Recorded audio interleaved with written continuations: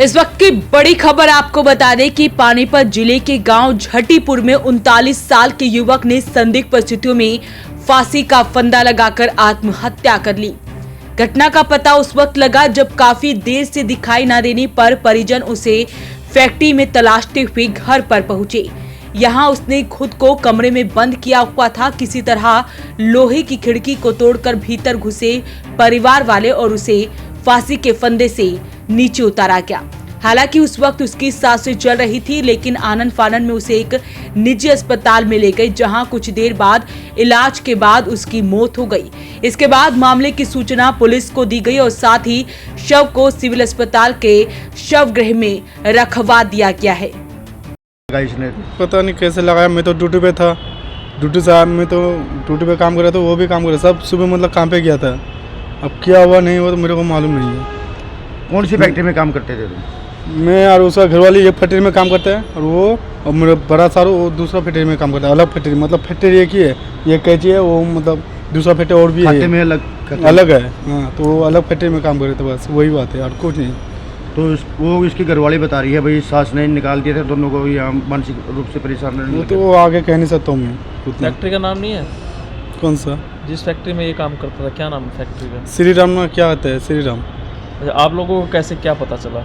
मेरे को मालूम नहीं। मैं जब आया तो इन लोगों को पहले अस्पताल लेके गया था, तो मैं तब आया मैं अस्पताल। मेरे को मालूम मौत कैसे हुई इनकी, ये तो पता चला होगा?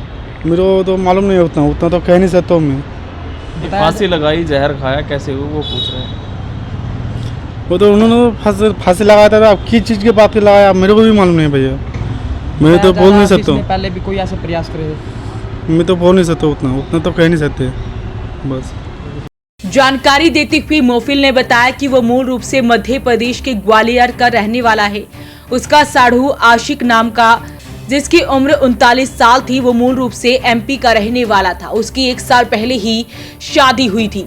उसकी पत्नी फिलहाल 3 महीने की गर्भवती है और दंपति पिछले 4 महीने से पानीपत में रह रहे हैं और यही एक फैक्ट्री में वो काम करता था। सोमवार शाम को काफी देर से फैक्ट्री में नहीं दिखाई दे रहा था, जिसके बाद उसकी तलाश शुरू की गई। इसी दौरान कमरे पर आए तो उसका यहाँ कमरा भीतर से बंद मिला, खिड़कियां भी बंद थी। किसी तरह भीतर झांक कर देखा तो वो फांसी के फंदे पर लटका हुआ था। सूचना 4 बजे फोन आया था कि वो आशिक, उसके दोस्त पे फोन आया था, घर पे फोन आया नहीं था कि वो उनने सुसाइड कर लिया है, फांसी लगा ली उनने। फिर वो उसके बाद उनके किसी के ही फोन, सब के बंद थे फोन। और वो अब सवेरे फिर पुलिस वालों को नंबर लिया, जब हमें पता पड़ी, जब हम आज आए हैं 11 बजे। तो आपको फ़ोन किसने किया था? फ़ोन हमको पड़ोसी ने किया था किसी ने। तो आपने जब फ़ोन दोबारा मिलाया? हाँ, तो फ़ोन बंद हुआ? तो बंद थे, सबके मोबाइल बंद थे, किसी ने फ़ोन, कोई का फ़ोन चालू नहीं था। तो फिर आप कैसे आए यहाँ पर? फिर वो हमने पुलिस द्वारा वहाँ से 100 नंबर डायल करके ग्वालियर से वहाँ से नंबर लिया, जहाँ का पानीपत का, जब वो जहाँ पे आए हैं। क्या नाम था भाई का? आशिक खान। आशिक खान। हाँ। कब शादी हुई थी? 1 साल हुई है अभी। और यहाँ पानीपत में कब से रह रहे थे? करीबन 6-7 महीने से। कहाँ के रहने वाले हैं? ग्वालियर सिंधी कॉलोनी। स्थानीय लोगों की मदद से खिड़की को तोड़ा गया था और भीतर घुसे थे। भीतर कमरे के अंदर दरवाजे पर ताला लगा हुआ था और ताला तोड़ा तो बाकी सभी लोग भी अंदर आए। आनन फानन में उसे फंदे से नीचे उतारा गया। उस वक्त उसकी सांसें चल रही थी। निजी अस्पताल ले गए, जहां इलाज के दौरान उसकी मौत हो गई। बताया जा रहा है कि मृतक 5 बहनों का इकलौता भाई था और उसके आत्महत्या के कारणों का अभी तक फिलहाल खुलासा नहीं हो पाया है।